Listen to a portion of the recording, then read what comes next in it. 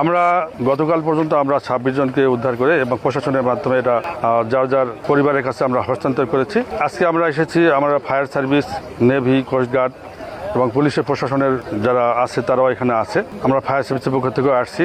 আমরা একজনকে নিখোঁজ আছে বলে আমরা জানতে পেরেছি, সেটা নিশ্চিত না।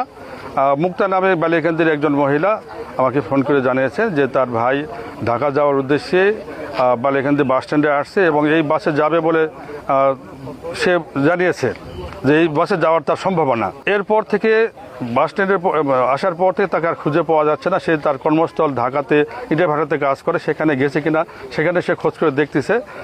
আজকেও ফোন করেছিলেন যে সেখানে সে গেছে কিনা। তার 3টা কর্মস্থল, ইটের 3টা জায়গা সে কাজ করে, সব জায়গায় সে খোঁজ করে দেখতেছে। সে পরে জানাতে চাইছে যদি সেখানে থেকে থাকে তাহলেও আমাদের জানাবে, না থাকলেও আমাদের জানাবে। তো যাই হোক, এই একটাই মিসিংয়ের আমরা সংবাদ পেয়েছি।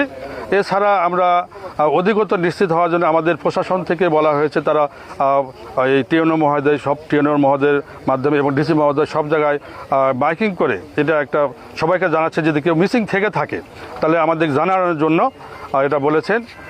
এবং আশেপাশে যারা আরও কেউ আছে কি না, যে তাদের কোনো আত্মীয়স্বজন মিসিং আছে কি না এখানে জানানোর জন্য বলা হয়েছে। আমরা এখানে আসছি যে কেউ মিসিংয়ের কোনো সংবাদ নিয়ে আসে কিনা, সেটা ওই যেটা মিসিংয়ের সংবাদ পেয়েছি সেটাও এবং অতিরিক্ত নিশ্চিত হওয়ার জন্য, আরও অধিকতর নিশ্চিত হওয়ার জন্য আমরা আজকের এই অভিযান বা রেস্কিউটা করতেছি। আমরা নেভি, ফায়ার সার্ভিস সহকারে আমরা বোর্ডের, স্পিড বোর্ডের মাধ্যমে বিভিন্ন এলাকায় যে বাইরে কোনো জায়গায় ভেসে গিয়েছে কিনা কোনো লাশ, এটা দেখার জন্য আমরা সার্চ করতেছি। অলরেডি সার্চ করতেছে তারা, এখন সার্চ করতেছে। এবং আমরা আমাদের যে ডুবুরি টিম এবং নেভির ডুবুরি টিম সহকারে কোস্টগার্ডও আসছে, তারা সহকারে আমরা এখানে সার্চ করতেছি যদি অধিকতর নিশ্চিত হওয়ার জন্য কোথাও আটকে আছে কিনা, কোনো জালের মধ্যে বা কোনো গভীরে কোনো গর্তে আটকে আছে কিনা, এটা আমরা অধিকতর নিশ্চিত হওয়ার জন্য আমরা কাজ করতেছি।